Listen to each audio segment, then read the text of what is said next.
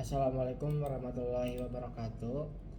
Di sini saya Herian Setiawan dengan NIM tertera akan mempresentasikan tugas presentasi dari mata kuliah pemrograman jaringan komputer.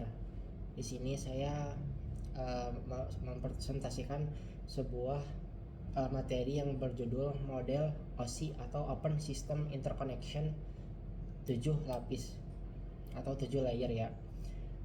Dari segi pengertiannya, OSI sendiri itu singkatan dari Open System Interconnection, yaitu sebuah model referensi standar yang dikembangkan oleh ISO International Organization for Standardization untuk menjelaskan bagaimana proses komunikasi data terjadi antara dua sistem yang berbeda dalam jaringan komputer. Model OSI itu membantu dalam memahami dan menstandarkan fungsi komunikasi jaringan melalui pembagian proses menjadi 7 lapisan atau 7 layer. Setiap lapisan memiliki fungsi dan tanggung jawabnya masing-masing dan bekerja sama untuk memastikan datanya itu dapat dikirim dari satu perangkat ke perangkat lain secara efisien dan terstruktur gitu, berurutan gitu ya teman-teman, berurutan ya gitu. Kemudian tujuan dari model OSI itu sendiri yang tadi ya, yang nomor satu itu menstandarkan, jadi ada standarnya gitu, menstandarkan komunikasi antar komputer di seluruh dunia gitu, jadi satu gitu ya. Kemudian yang keduanya itu memudahkan proses desain dan pengembangan jaringan yang terstruktur. Yang ketiganya mempermudah proses identifikasi dan pemecahan masalah atau troubleshooting dalam jaringan itu. Yang keempatnya memisahkan fungsi komunikasi jaringan agar lebih moduler dan dapat mudah dipahami gitu. Terus yang 05-nya mendukung interoperabilitas antara perangkat dari vendor yang berbeda gitu. Kemudian secara prinsip dasarnya gitu ya, model OSI ini ada 2 poin gitu untuk prinsip standarnya. Yang pertama itu memberikan layanan kepada lapisan di atasnya, dan yang kedua itu menggunakan layanan dari lapisan di bawahnya gitu. Dalam komunikasi data itu akan data itu ada tahapannya melalui encapsulation itu di sisi pengirim. Datanya itu dibungkus dengan informasi tambahan di setiap lapisan, dan decapsulation di sisi penerima atau dibuka kembali gitu secara berurutan dari lapis atas ke bawah gitu. Kemudian ini dia 7 lapisan model OSI itu yang terdiri dari yang layer 7 itu ya. Layer 7 namanya application. Fungsinya itu menyediakan layanan komunikasi langsung kepada pengguna dan aplikasi jaringan. Contohnya HTTPS, HTTP, FTP, SMTP, dan DNS. Kemudian layer ke-7-nya itu presentation atau presentasi, yaitu mengubah format data kita agar dapat dimengerti oleh aplikasi, termasuk enskripsi dan kompresi. Biasanya ini contohnya itu ya seperti yang sering kita gunakan, gambar ya, formatnya itu diubah formatnya agar aplikasinya itu bisa mengerti gitu. Misalnya formatnya itu JPEG, MPG gitu, SSL, TLS gitu. Terus layer kelimanya itu session atau sesi. Itu tuh fungsinya mengatur, memelihara, dan mengakhiri sesi komunikasi antara aplikasi. Misalnya contoh protokol atau perangkatnya itu NetBIOS, RPC, dan PPTP gitu. Kemudian layer keempatnya itu transport atau fungsi utamanya itu mengatur pengiriman data end to end, termasuk segmentasi, flow control, dan error control, misalnya TCP dan UDP. Selanjutnya layer yang ketiga adalah network atau jaringan. Fungsi utamanya itu menentukan alamat logis dan jalur terbaik untuk mengirim data. Misalnya contoh perangkatnya atau contoh protokol itu IP, ICMP, IPsec, sama router gitu. Kemudian layer yang kedua itu data link.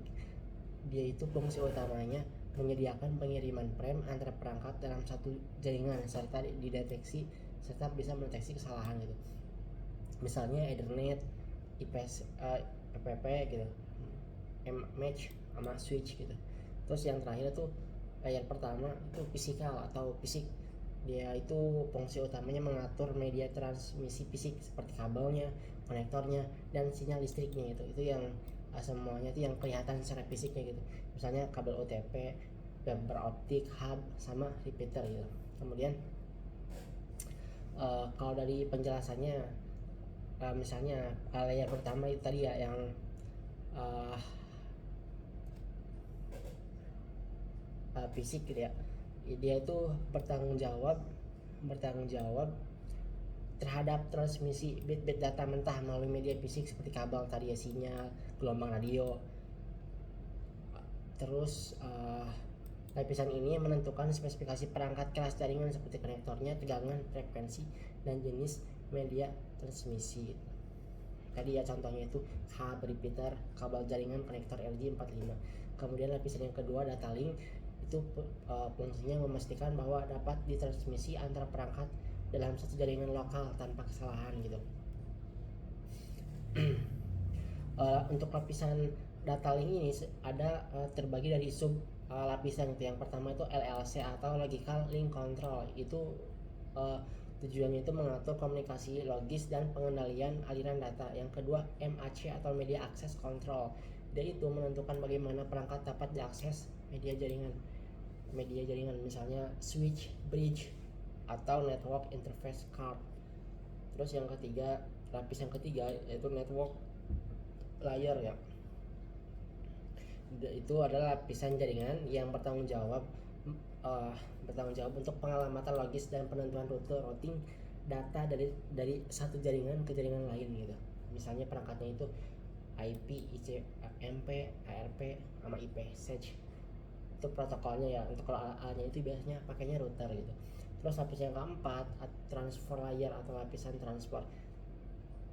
Dia itu lapisan yang keempat ini fungsi utamanya itu mengatur komunikasi end to end itu antara host pengirim dan penerima agar data terkirim dengan benar dan secara berurutan atau terstruktur gitu. Fungsi utamanya tadi segmentasi dan penyusunan ulang, terus kontrol aliran, flow control, dan memiliki kontrol kesalahan atau memiliki error control. Kemudian layer yang kelima atau disebut session layer. Dia itu fungsinya itu mengatur dan mengelola sesi komunikasi antara dua aplikasi. Sesinya dapat dibuka, dijaga, kemudian ditutup kembali gitu sesuai kebutuhan komunikasi gitu. Fungsi utamanya membuka, memelihara, dan menutup tadi ya sesi komunikasi, terus mensinkronkan proses komunikasi agar tidak terjadi bentrok antara satu komunikasi dengan komunikasi lain gitu. Terus yang kedua, mengelola titik pemulihan atau checkpoint jika terjadi gangguan. Contohnya itu tadi ya, NetBIOS, Remote Procedure Call gitu, atau RPC ya, dan PPTP gitu. Terus layer yang keenam adalah presentation layer atau lapisan presentasi. Yaitu fungsinya itu bertanggung jawab untuk menerjemahkan format data antara sistem pengirim dan penerima. Misalnya konversi format data, misalnya ASCII ke EBCDIC gitu, atau menginskripsi dan deskripsi untuk keamanan data.